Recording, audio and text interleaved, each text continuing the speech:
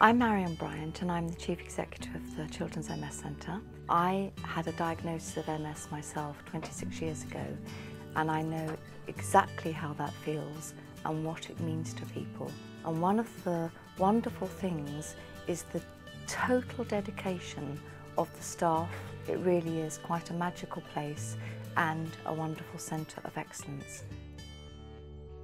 I'm 34. I'm married with 2 children, Lucy who's 8 and Jack who's 5. I was diagnosed in November after not feeling very well for 6 months, and they thought it was stress. But then I went for a brain scan and saw the neurologist, and then he said that I got MS, which was a bit of a bombshell. I was referred here for physiotherapy from my MS nurse, and it's just nice to come to the centre to see people who understand what you're going through and someone to talk to and get help and treatment. Well, MS is an autoimmune condition where the body's own defence mechanism attacks the nerve tissue. One of the characteristics of MS is fatigue, which can be very debilitating. It's not you or I feeling tired, it's actually walking into a shop and not being able to turn around and walk back out. What we try and do here is maintain people's quality of life, hopefully help people keep their life the same as it's always been, but just by putting added in supports to enable them to do that. There's no provision within the NHS for treating long-term conditions currently. I was diagnosed with MS in February 2004 when I was 21. I was at university, I was studying for 3 years, I was doing drama and theatre. First of all, I fell down and I couldn't really work out why I kept falling over, and after lots of tests they came out with the diagnosis of MS. Centre is wonderful. I have physio every week, and it's really getting me back on my feet, which is a big aim of mine. I don't want to be in the wheelchair all the time, so I'm getting up, I'm getting stronger, and so it's very good. What are you trying to get to? The brown mark. Oh.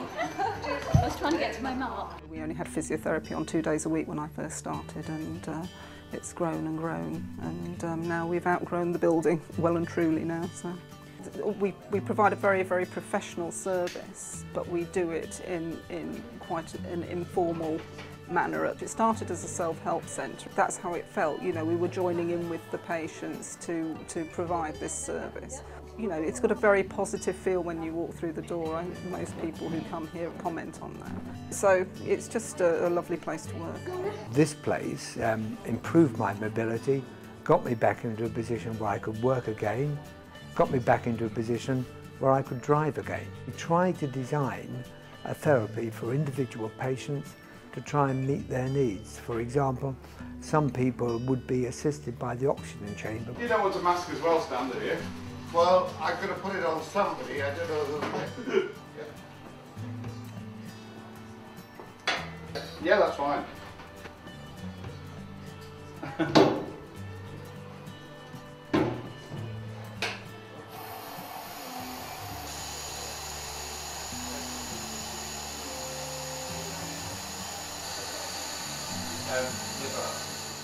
Our target was 1.5 million.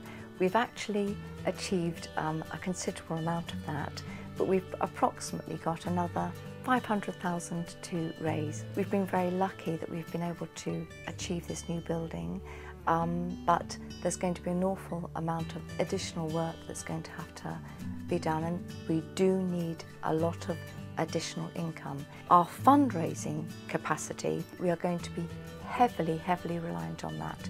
For the newly diagnosed, I see it as an absolute lifeline of my own story. I mean, I do see people coming here, young people, and you know they've only been diagnosed a few weeks and you know they're scared to death. I mean, it's a great place to come and everybody's very friendly.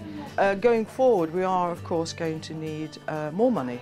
So the fundraising function, if you will be even more important to us because we're offering more services, hopefully to more people.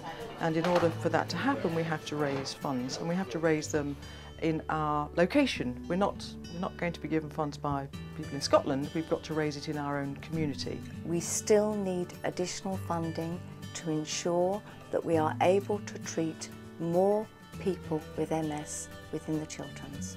It's vital that we have ongoing funding for this purpose.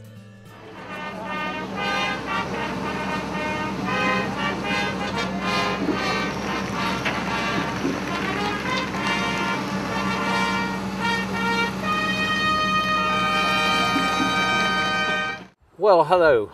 As you are probably aware, if you've been watching this DVD, that I've been out there groundbreaking, as they say, with the digger and speeches and all the bits of pomposity that goes with these occasions.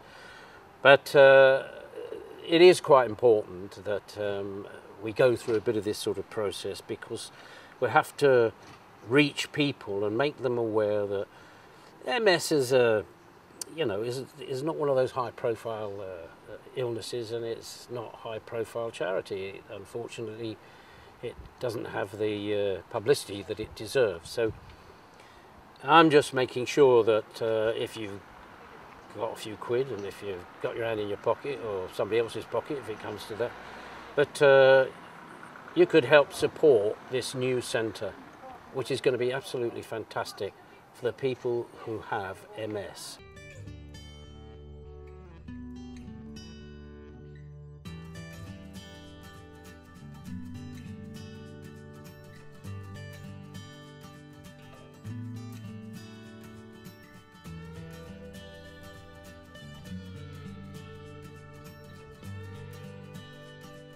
For more information or to make a donation, please contact us.